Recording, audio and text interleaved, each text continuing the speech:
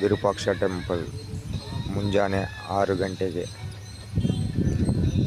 ಮನ್ಮಥನ ಕೊಂಡ ತುಂಬ ಪ್ರಶಾಂತವಾಗಿ ನೋಡಬಹುದು.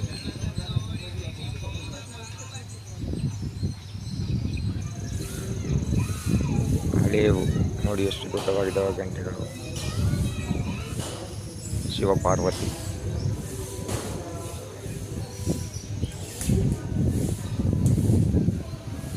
ಡೋಲು ಇದೆ ಬಂದ್ಬಿಟ್ಟು ವಿರೂಪಾಕ್ಷ ದೇವಸ್ಥಾನ ಒಳಭಾಗದಲ್ಲಿ ಕಾಣುತ್ತೆ ನಮಗೆ.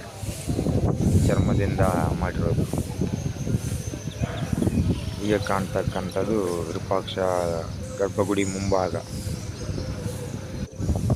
ಗರ್ಭಗುಡಿ ಹೊರಾಂಗಣ ನೋಡಿ ಎಷ್ಟು ಪ್ರಶಾಂತವಾಗಿದೆಯೋ. 11 ಫ್ಲೋರಿಂದು ಗೋಪುರ.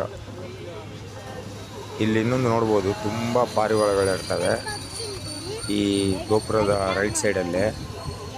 11 ಅಂತಸ್ತುಗಳಿರುತ್ತೆ ಇದು ಗೋಪುರ. ಹೋಗೋಣ ಈಗ ನೋಡೋಣ ಅವು ಎಷ್ಟಿದ್ದಾವೆ ಅಂತ ಹೇಳ್ಬಿಟ್ಟು. ನೋಡಿ ಎಷ್ಟು ಬಂದಿದ್ದಾವೆ ಇಲ್ಲಿ ಪಾರಿವಾಳಗಳು. ತುಂಬ ಎಲ್ಲ ಹಾರೋಗ್ಬಿಟ್ಟಿದ್ದಾವೆ. ನಾವು ಬರೋದು ನೋಡಿ ಎಲ್ಲ ಮೇಲ್ಗಡೆ ಹೋಗಿ ಕೂತಿದ್ದಾವೆ. ಇವೆಲ್ಲ ಬಂದ್ಬಿಟ್ಟು ಇದ್ರ ಗೋಪುರದ ಒಳಗಡೆನೇ ನಿವಸಿಸೋದು. ಚಿಕ್ಕ ಚಿಕ್ಕ ರಂಧ್ರಗಳೇ